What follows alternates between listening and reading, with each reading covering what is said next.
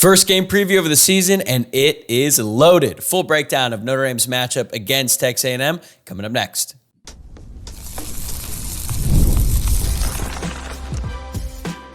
You are Locked On Irish, your daily podcast on the Notre Dame Fighting Irish.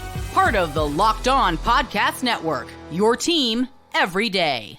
What's going on? Welcome into Locked On Irish. I'm your host, Tyler Wojciak. I graduated from Notre Dame in 2018, and now I'm a producer at Fox Sports, and I'm excited to have you here with me on Wednesday, August 28th, and thanks as always for making this your first listen of the day. We are free and available wherever you get your podcast, plus you can watch the full episode on YouTube. If you are watching along, please like this video and subscribe, or rate, review, and subscribe on your preferred podcast platform. Today's episode is brought to you by Gametime. Download the Gametime app, create an account, and use code LOCKEDONCollege for $20 off your first purchase. Terms apply. Download Gametime today. What time is it? Game time. Okay, it has been a really long time since I've done a full-blown game preview, and I couldn't be more excited to be back at it, even though it does feel like I've been talking about Notre Dame's season opening matchup against the Texas A&M Aggies for years. It's been a long time coming, and I am so excited for this game to finally happen because we're just getting all over the place with some of the discourse and things going on about this game. But we are just a few days away, and here's how it's going to go down in today's episode. I'm going to break down the matchups in all three phases of the game. I'm going to tell you about some of the key players to look out for on the Aggies, and I'm going to share my keys to the game for the Irish, and then we'll wrap things up with my predictions at the end. But we begin with what you need to know. Kickoff is going to take place at 7:30 p.m. Eastern in Kyle Field. The game is going to be aired on ABC, and ESPN is bringing out the A-team for the call on this one. Chris Fowler is going to be play-by-play. Kirk Herbstreit is going to be the color commentator, and Holly Rowe is going to be on the sideline. And just a quick aside, I'm not going to do a full-blown ESPN rant.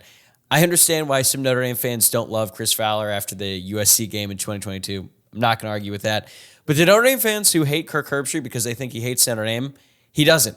I know that for a fact. Okay, I used to work with him. He actually really likes and appreciates Notre Dame. So direct your anger to Chris Fowler if you're going to direct it at a commentator in this one, because if you have problems with Herbstreit, I just think it's objectively false. Okay, back to the game. Texas A&M is favored by 2.5, and the over-under sits at 46.5 on FanDuel. That's pretty low. But you know what? I like that bet. Vegas projects Texas A&M will win by a final score close to 24-21. The money line right now for Notre Dame is plus 126. So if you bet $100 in Notre Dame to win outright, you will win $126.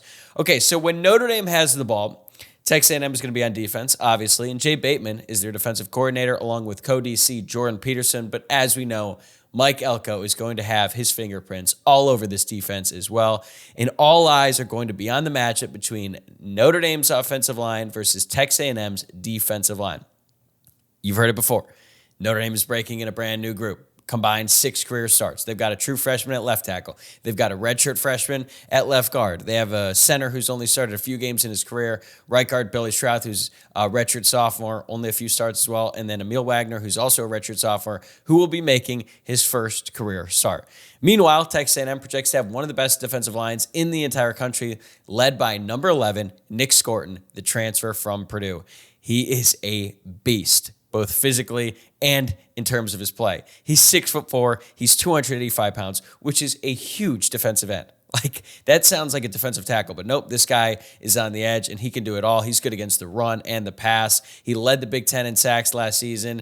He also had 25 stops in the run game, which was tied for third in the Power 5 last season. And this guy is a projected first-round pick. He was their biggest addition in the transfer portal, and he is going to be a problem for Notre Dame. But he's not the only stud on this line. They've also got the Shamars, as they've been referred to by some people in the Notre Dame media. That is number 4, defensive end Shamar Stewart, and number 5, the defensive tackle, Shamar Turner. Turner was second on the team in sacks last year with 6. He also had 10.5 TFLs and finished second team, all SEC. He could be in the NFL right now if he wanted to, but he decided to come back. He moved inside. He put 30 pounds on this offseason, and that's actually where he played at the beginning of his career. Then he moved outside, but now he is back at his natural position. It kind of reminds me of Riley Mills and his career arc at Notre Dame. Shamar Stewart didn't put up huge numbers last year, but he's a load to deal with. He's 6'6", 290 pounds. He's not as good of a pass rusher as the other guys, but as I just said, he's a big dude. He's going to be a problem. This line is big. They are physical, and they're going to win on a lot of plays. That's just the reality of the situation. They also have depth. They've added Cassius Howell in the transfer portal. He led the MAC in sacks last year with Bowling Green, and they've recruited this position really well. I guess the good thing for Notre Dame is that Walter Nolan, the former top overall recruit, is now with Ole Miss, so at least that's one less problem to deal with. And I think you might as well just brace yourself for a lot of plays where the Texas A&M defensive line just wins in the line of scrimmage and they blow up a play in the Notre Dame backfield. It's going to happen, but as long as Notre Dame can keep that to like a minimum, I think they're going to be okay in this one, because I think their linebackers and secondary are good on Texas A&M, but they're not nearly as dominant as the front. So if they can just keep them at bay, they're going to be in pretty decent shape. The linebacker to watch out for is number 21, Torian York. He's a stud. Started as a true freshman last year, was a freshman All-American. He's an elite athlete, and he was elected as a captain already. That's really impressive. He had 74 tackles last year. I think he is going to be the spy on Riley Leonard. He's 6 foot, 235 pounds, but he can really move well and has great instincts. So Notre Dame is going to have to keep an eye on him while he keeps an eye on Riley Leonard when he keeps the ball in his hands. The other linebacker to know is number 22, Solomon DeShields. Notre Dame fans might actually be familiar with him. I remember him from last year. He played for Pitt, had 8 TFLs. But if he doesn't start, which there's a chance that he doesn't, look out for number 27, Damian Sanford. He's a sophomore. Hasn't played a ton, but is fighting for the job and could very well be on the field a little bit more than Solomon DeShields. The secondary on Texas A&M is really difficult to project because it is a lot of new faces. They had to basically rebuild this unit entirely through the transfer portal. If you look at the depth chart, every position in the secondary has an or next to it except for one of the safety spots. That is number 1, Bryce Anderson. We know that he is going to start in this game. He played nickel last season. That's not his natural position. He is a very, very talented athlete, but he also missed 25% of his tackles, according to PFF. So I think that might have to do with the fact that he was out of position, but the fact that their safety isn't that good at tackling guys, especially in the open field, that could be a benefit to the Notre Dame offense. Other than that, they've also got a transfer from Florida, Cal Poly, UAB, Central Michigan, San Diego State, and Alabama. The transfer from Alabama is one that particularly scares me because he's number 10, Des Ricks. He was a 5-star recruit coming out of high school, but he's been hurt a lot in his career, so he's a bit of a mystery. But when you look at his recruiting profile, you look at his size, his speed, all that stuff, he does scare you a little bit, but this will be the first time that he's really going to be able to play for an extended amount of time on a Saturday. So that is going to be a very interesting player to watch. This is going to be the first time that these guys in the secondary play together as a unit, which could lead to coverage busts. And there's a lot of guys who played before at different schools, but they haven't played together. When I look at that, I think, okay, on one hand, they could be susceptible to coverage busts. Maybe they don't communicate as well. But on the other hand, Mike Elko is such a good defensive mind that I'm just going to assume that these guys are going to be ready to play and they are going to know where to be. Okay, my keys to the game for the Notre Dame offense. They have got to get the ball out quickly in the passing game. Do not give the A&M defensive line a chance to disrupt the game by creating havoc in the backfield. For the first time in God knows how long, Notre Dame actually has wide receivers who can win on the line of scrimmage and then make plays with the ball in their hands. Just think back for a second. When was the last time Notre Dame had a wide receiver on the outside who could run a slant and break it off for a big play? It's been a long time, okay? It really has been a long time since Notre Dame could run a short pass to a true wide receiver on the outside who could then take it, make some moves, and break off a big play. They have that now. They've got a bunch of speed on the outside with Chris Mitchell, guys like Jordan Faison. They have a really good slot receiver in Jane Greathouse. I'm really excited to see what Bo Collins can do after a really impressive preseason camp. Different options, all who can make plays.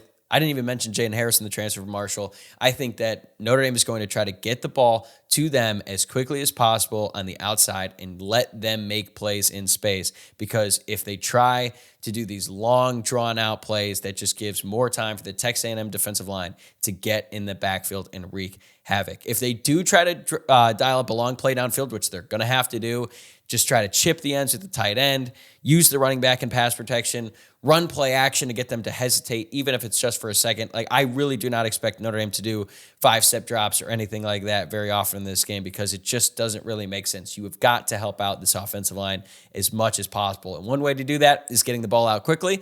And another way to do that is my other key to the game: run read option and RPO as much as humanly possible. If you run RPO, if you run the read option, you at least force these talented edge rushers and outside linebackers on Texas A&M to think at the mesh point, even if it's for a split second. If you get them to make one false step, if Riley Leonard makes the right read, keeps it, he might be able to make a play on the outside, or it might open up a running lane for Jeremiah Love or Jadarian Price to make a play where even if they're not breaking off some huge run, that's fine. If they can just get 3 yards here, 4 yards there, 5, 6, Notre Dame will be able to stay on schedule, keep the chains moving, and prevent third and longs. Because if there is a third and long, I don't think Notre Dame has really any chance unless Riley Leonard just throws it up and a wide receiver makes a play. Because if you give this Texas A&M defensive line and really their defense as a whole opportunities to just pin their ears back and go after Riley Leonard, it's going to be a long night for the Notre Dame offense. But they can avoid that by getting the ball out quickly, running the read option. And lastly, the last thing they need to do is they need to convert on the explosives when they try them. This is so critical to me, and it applies to both sides of the ball. I don't think that either offense is going to be able to get a bunch of long, sustained drives on either defense. Notre Dame is going to have to take shots. When they do, they have got to convert because I think explosive plays are going to be the difference in this game. Texas A&M has defensive backs with experience, not experience playing together. I already mentioned coverage bust. Even if it's just a one-on-one matchup, Notre Dame has to win that on a big play downfield because if they can break off a big 40-yard chunk passing play, flip the field, everything changes. You put the defense on their heels and you give your offense momentum because if you try to just ground and pound it in 4 yards in a cloud of dust, I just don't think you're going to have a lot of success. And when you do take these opportunities or you do take these chances, it's going to be kind of like a hold your breath play because you're going to need some help from the offensive line. But if Riley Leonard is able to get the ball out cleanly down the field and it's a one-on-one matchup, Notre Dame has to win those battles. They really do. It's paramount to convert on the explosives. Most of the game, I feel like on offense, it's kind of going to be a bit of a slog, but they're going to take chances, and when they do, they got to convert. If they do that, I feel really good about what this Notre Dame offense can do against a extremely talented Texas A&M defense. But how is the Aggies offensive front going to hold up against Notre Dame's veteran unit? More on that right after this. Today's episode is brought to you by Gametime. Whether it be sports, concerts, comedy shows, you name it, I love going to live events. And Gametime has a new feature called Gametime Picks that makes getting tickets for your favorite live events even easier. Gametime Picks filters out the fluff to show you incredible deals on great seats so you don't have to waste time searching through thousands of tickets. The great thing about Gametime is the curation makes it easier to save more on sports, concerts, comedy, theater, etc. I actually just recently decided to go to a show at the legendary Comedy Store in West Hollywood at the very last minute. Gametime made it easy to buy my tickets, and I ended up having a great time, all thanks to Gametime. My favorite thing about the app is you get a panoramic view from your seat in the app before you buy, and then you can buy tickets in seconds with just 2 taps. Take the guesswork out of buying tickets with Gametime. Download the Gametime app, create an account, and use code LOCKEDONCollege for $20 off your first purchase. Terms apply. Again, create an account and redeem code LOCKEDONCollege for $20 off. Download the Gametime app today. Last minute tickets, lowest price guaranteed. Today's episode is also brought to you by FanDuel. You've heard me talk a lot about FanDuel, America's #1 sportsbook. Well, we have something a little different for you today. So now through September 22nd, all FanDuel customers can bet $5 and get a 3-week trial of NFL Sunday Ticket from YouTube and YouTube TV.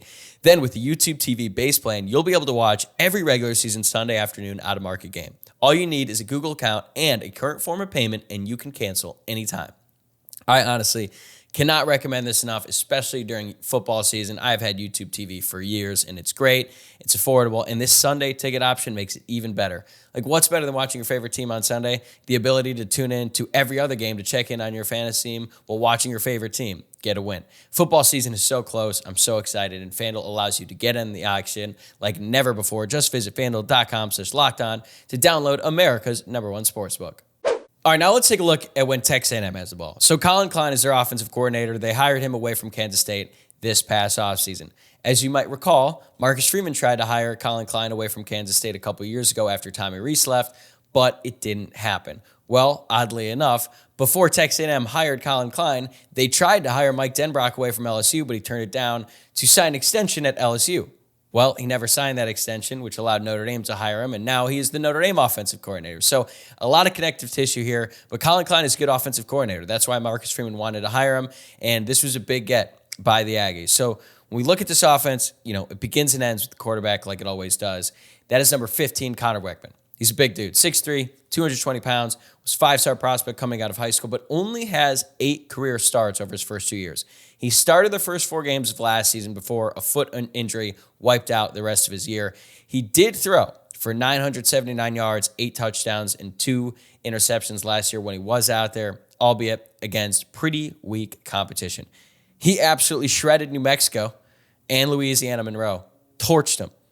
Came back to earth a little bit in a loss to Miami, but he still put up pretty good numbers in that game. 31 of 53 passing, 336 yards, 2 touchdowns, 2 interceptions, although I think one of those wasn't his fault. Receiver fell. It happens. But still not as accurate against Miami as he was against New Mexico and Louisiana Monroe. Wigman is not a dual threat guy by any stretch, but he can run. He finished with positive rushing yards in every game other than the one that he got hurt in against Auburn, and he can move around. Like, he's elusive. I feel like at this point in all levels of football, you don't really see that many statues back there at quarterback. That's kind of the mold that Wegman fits in. He's definitely a very talented quarterback. Some NFL scouts are buzzing about his ability. I've talked about it before on this podcast. Dane Brugler, NFL draft expert at The Athletic, had him as the 24th ranked player overall on his big board. That seems high, but I think a lot of it has to do with what people project he can do, and this is a very big season for him. Big question I have, though, is Wegman going to have support from his wide receivers and tight ends? They have very little returning production there. Number 9, Jahdae Walker was second on the team in receiving yards last season with 590, but he also led the team in drops with 7. That's a lot. And it's been pretty well publicized by now that Texas A&M has struggled with drops throughout camp. And the fact that that information got out is pretty interesting to me because the reports around Texas A&M is that Mike Elko and the staff have basically put a wall and no information is getting out. They keep things airtight. Like, you think Notre Dame media had limited access to their camp? That's nothing compared to what Texas A&M allowed for their media. So the fact that information is leaking about drops, I find particularly interesting. I think it might have been really bad in that camp. Is it going to be really bad on Saturday? I don't know. But considering the fact that they don't bring a ton of guys back, their projected number 1 receiver, Evan Stewart, transferred to Oregon, this is an area where I think Notre Dame has the advantage. Number 3, Noah Thomas, though, could be a matchup problem. He's 6'6", 200 pounds, so he's definitely a threat on 50-50 balls. I know that A&M is extremely high on him. He's a really talented player. He had 5 touchdowns on 29 receptions last season, and he is going to be a difficult matchup for whoever Notre Dame has out there covering him, whether it be Benjamin Morrison, Christian Gray. If he goes into the slot and Jordan Clark has to line up on him, that's going to be a difficult matchup given his size and his ability. But Texas A&M is also thin at running back. They're down to 3 scholarship backs after former 5-star Ruben Owens suffered a season-ending injury in camp. I think there has been some confusion out there about Ruben Owens. He was not going to be the starter. He was probably going to be RB2. The starter is going to be either Le'Veon Moss or Amari Daniels, but Owens was definitely their big play threat in the backfield. And as I said in segment 1, I think chunk plays are going to be absolutely crucial in this game. So the fact that their best big play threat is not going to be out there in the backfield is going to be a problem for Texas A&M. Overall, I think Notre Dame has a distinct advantage against Texas A&M's offensive skill guys. Don't get me wrong, the Aggies have athletes for sure. They have good players, but it's nothing that Notre Dame hasn't seen before. Benjamin Morrison could be a first-team All-American this year. He shut down Marvin Harrison Jr. last year. There's no receiver on this A&M team that is going to be anywhere close to what Marvin Harrison Jr. was last season for Ohio State. Xavier Watts is one of the best safeties in college football. Then Notre Dame has 2 young defensive backs, Adon Schuler and Christian Gray, who are poised to have breakout seasons. And this is a big, big test for them, but I think they're going to do well in it. Notre Dame's linebackers are young, sure, but I think that they're good athletes and they're going to be able to keep up for the most part. I am concerned about them giving up a big play, just especially the inexperienced guys like KVA, Drake Bowen. If they have a bad run fit or something like that, that could set up a big play for Texas A&M. But overall, I think Al Golden and Max Bulla are going to put them in positive situations to succeed. The real big question that everyone has about A&M's offense is on their line. They were really bad last year. Their left side is strong. Trey Zune is a good player at left tackle. Chase Basantis is going to start at left guard. He's a top recruit. Notre Dame was in on him for a while. Although, I should point out, there are some rumors that he might be hurt. We're not going to know until the Texas A&M offense comes out in the field for the first time because of all the things I mentioned about A&M's coaching staff keeping things airtight. But I've heard that from a couple different people now, something to keep an eye out for. Maybe he plays, maybe he's fine, maybe he's not. We're going to find out on Saturday. From center down to the right side, there's a lot of questions on Texas A&M's offensive line. They haven't really figured out who's going to start there yet, at least not publicly. But that being said, I do think their line is going to improve based on how they did last year. It's just a matter of how much, because they were really bad last year, like really bad in the run game and the pass game. They gave up 30 sacks on their quarterbacks last year, which was 87th in the country. They allowed pressures on 40% of dropbacks. Then in the running game, they finished 80th in EPA per rushing attempt, and they averaged 3.9 yards per carry, which was 88th in the country. So all that being said, I look at this Notre Dame defense, I look at the Texas A&M offense, and here are my keys for the Notre Dame defense. Number one, make life hell on their offensive line. The first thing that I'm going to be looking for when Notre Dame's defense takes the field is if number 56, Howard Cross, is on the field for the Irish, and how does he look? Because there have been some questions about his availability in camp. Howard Cross even said that he was dealing with a hamstring injury. There was one practice where there was all kinds of conversation about did he leave because of an injury or was it load management? Who really knows? If he's healthy and ready to go, Notre Dame is going to have a good chance to really dominate their offensive line. If he's not out there, that becomes a big concern because Gabriel Rubio, Howard Cross's backup, is also hurt. So that's going to be something to watch from Notre Dame. But if he's out there, I think Notre Dame is going to be able to get in the backfield without having to blitz. And if that's the case, this offense on Texas A&M should not move the ball at all because right now, Notre Dame's secondary is loaded. I think that their linebackers are in good shape. And even though Notre Dame doesn't have a dominant pass rusher, if the unit can be dominant, that really won't matter as much. And I think that Al Golden is going to design some blitz packages that Texas A&M has never seen before. And I feel really confident that that group is going to win more plays than they lose. But that being said, they have to prevent explosive plays. And that's my second key to the game for the Notre Dame defense. They're going to win this matchup on more plays than not. But last year, this Notre Dame defense, their Achilles heel was explosive plays, particularly in the run game. Think back to Travion Henderson's big run for a touchdown in the Ohio State game. Critical in that game. Jawar Jordan in the Louisville game. He really broke it open when he broke off a couple long run plays for touchdowns. And Phil Maffa in the Clemson game ran all over that Notre Dame defense in the first half. They figured it out, but by that point, it was too late. So if Notre Dame is going to give up some first downs and maybe a chunk play of like 15 to 20 yards, that's okay. But can they avoid any big plays, any big passing plays downfields, or any big chunk plays in the running game? If they stop that from happening, I feel like this offense is going to have a really hard time putting points on the board, and I like the Notre Dame defense in this matchup. All right, coming up next, we're going to take a look at how the special teams units match up, and then I'll tell you why I like the Irish to win in a tight one. Today's episode is brought to you by 5-Hour Energy. 5-Hour Energy fixes tired fast. Whether you have a long list to do for work or a list of DIY projects to tackle at home, take a 5-Hour Energy shot so you can check everything off your list. If you're like me, you've always got a long list of things to do, whether it be at work or at home. And when you get supplies for the project or you're planning out your day at work, do not forget the most essential supply, which is a 5-Hour Energy shot. With zero sugar and a convenient portable size, it is the perfect pick-me-up for getting stuff done. The 5-Hour Energy website has flavors galore, like watermelon, tropical burst, grape, berry, and more. There is really a flavor for everyone, so try them all. On the site, you even have the option to build your own 12-pack or 24-pack. You choose the flavors, and it's delivered right to your door. If you go to 5hourenergy.com, that's the number 5hourenergy.com, and get some 5-Hour Energy product today, you can use my promo code LOCKEDONCFB to receive 20% off your order. That's promo code LOCKEDONCFB to receive 20% off your order. This offer is only valid until September 30th on one order and cannot be used with other promotions. The code is not good on subscription orders. Just go to 5hourenergy.com today. Use promo code LOCKEDONCFB to receive 20% off. Okay, I'm going to be honest. There are some game previews where I kind of just breeze through the special teams portion of it because it's like, does it really matter in this one? Like in the Northern Illinois game, are we really going to need a full extensive breakdown of their kicker and their punter? I would hope not, right? But in this game between Notre Dame and Texas A&M, where I think field position is going to matter so much, the special teams are going to have a big, big influence on this game.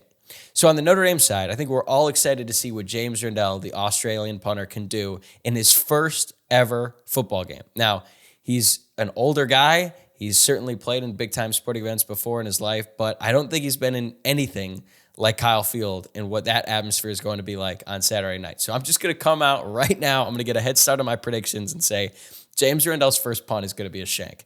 It's fine. Let him settle in, get those nerves out. I really don't have very high hopes for his first one.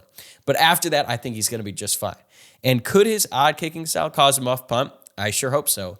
But trust me, if you and I know about the weird rotation on his kicks, just given his background playing Australian football, I can assure you that A&M knows about it as well, and their returners are going to be prepared to catch a weird ball.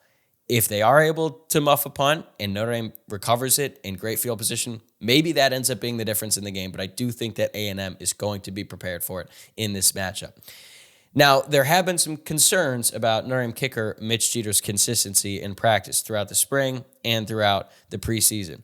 We're going to see how that plays out in the game. He's only had like 2 missed field goals in his career. He played for South Carolina. He's played in big-time SEC road games. I'm not ready to be concerned just yet. I think he's going to deliver on Saturday when Notre Dame needs to, and I think we're going to put those concerns to the side for a little bit. I've already mentioned how important field position is going to be. I think Notre Dame's returners could play a big part in this game. Like, hopefully we'll get to see why Jaden Harrison, the transfer from Marshall, was an All-American returner last year. Walter Camp, All-American. When Notre Dame picked him up in the portal, that was the headline with him. And at first you're like, oh, he's just going to be a returner. Well, now he's going to be a big part of the receiver rotation as well. But I think that we're really going to see his wheels on display in this game if he gets a chance to return one. As for Notre Dame's punt returner, right now it's listed as Jordan Faison or Jaden Greathouse. I think they'll probably go with Jaden Greathouse because he's more reliable. They probably think he's less likely to drop it, but maybe Jordan Faison is out there. He breaks off a big play because last year in his limited action as the punt returner, he was really, really exciting. On the A&M side, Elko brought his special teams coordinator with him. They were solid last season. They've got a kicker with a big leg. He converted on 5 of 6 kicks from beyond 50 yards last year, but he was 12 of 20 on kicks between 30 and 49 yards, which reminds me a lot of Spencer Schrader. Like, when you go out there and you kick the 56-yarder, you're like, oh, that's cool. 38-yarder. Who knows what's going to happen? They also have a good punter, Trey White, and they might have a secret weapon at returner. His name is Terry Bussey. Allegedly, he returned a couple to the house on a kick return in a scrimmage. He's like a really, really special athlete. Started off playing his career at corner. Then they moved him to offense, but really he's just like a gadget player. But with the ball in his hands, man, he could make some plays, and Notre Dame should look to avoid him at all costs. All right, it is time for the predictions. I have not seen one person take the over in this game. And it's a low number. It's 46.5. I will not be that one person, okay? I think if you're a betting person, take the under in this game. But here's the catch. I think we're going to see a lot of action in the first quarter while these defenses figure out what they're going up against. Think back to last year's game against Duke. Notre Dame scored in the opening drive, and Duke had a chance to score, but Notre Dame was able to hold them up. Now, granted, Notre Dame did get a big chunk play on a fake punt, but I do think that coming out of the gates, there's going to be some things on both sides that they've never seen before, and that is going to lead to points. But then I feel like it's going to become a slog for most of the middle portion of that game. If both teams scored on their opening possession, it would not shock me at all. And considering all the conversation about how good these defenses are, I think that would surprise a lot of other people, not me. I think openers are all about doing things that you've never shown before on film to try and shock the opponent. And then from that point on, it's all about adjustments. Not halftime adjustments, in-game adjustments. It happened last year in Notre Dame's season opener against Navy. Al Golden said afterward that they were running stuff that they had never seen before in those first couple drives, and he was frantically trying to figure it out on the sideline. They figured it out. They shut him down the rest of the game. That happened in a couple other games in the early part of the season as well. There are very good coordinators on both sides of the ball here, and I think that they're going to throw a lot of different stuff at the opponent, and I think that is going to lead to points early on for both teams. Now, you might have heard the saying, everyone has a plan until they get punched in the mouth. Well, both teams deliver punches in this one. Then it's just going to be a matter of how these teams respond. And I think Notre Dame is going to figure out, particularly on the defensive side of the ball, after maybe giving up some early points. All right, for some specific predictions, I got an odd one for you. I think Cooper Flanagan or Eli Raridan is going to score a touchdown because I don't think A&M is going to be as focused on those guys. They're going to be keying on Riley Leonard. They're going to be keying on Jeremiah Love, the bigger names, maybe even Bo Collins, Chris Mitchell. It's the guys who aren't as well known who might be able to sneak out into the open for a wide open touchdown. I think we're going to see a big game from Jeremiah Love. This is a big moment for him.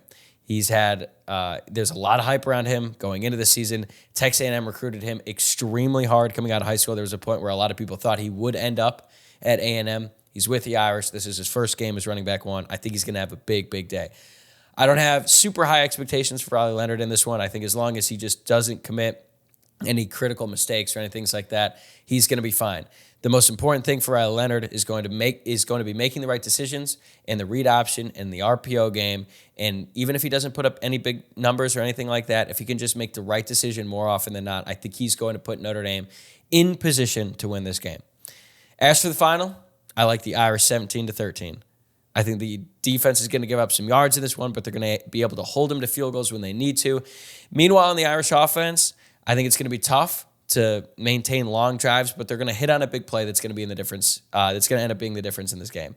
I'm inclined to think it's going to be like a Jeremiah Love screen that ends up breaking off for 60 yards and a touchdown, or maybe he gets to the corner, turns upfield, and takes like an outside zone to the house. But overall, I think it's going to be a great game. It's going to be an electric atmosphere. And at times, it might be ugly. It might be a defensive stalemate, and we're all going to be holding our breath until the very end. It could be a lot like the Ohio State game last year, just in terms of how difficult it was to score points. But unlike the Ohio State game, I think when the clock hits 000, the Irish are going to be on top, and it is going to be the start of a very special season. That is going to do it for me today. Thanks again for making Locked On Irish first listen today. I'm going to be right back here tomorrow morning with a Texas A&M insider to hear more about the Aggies, get his perspective on the game. Please subscribe on YouTube or wherever you're listening to the podcast for your second listen. Check out the Locked On College Football podcast with Spencer McLaughlin. You might see a familiar face on one of his most recent episodes. I'll see you tomorrow, same time, same place.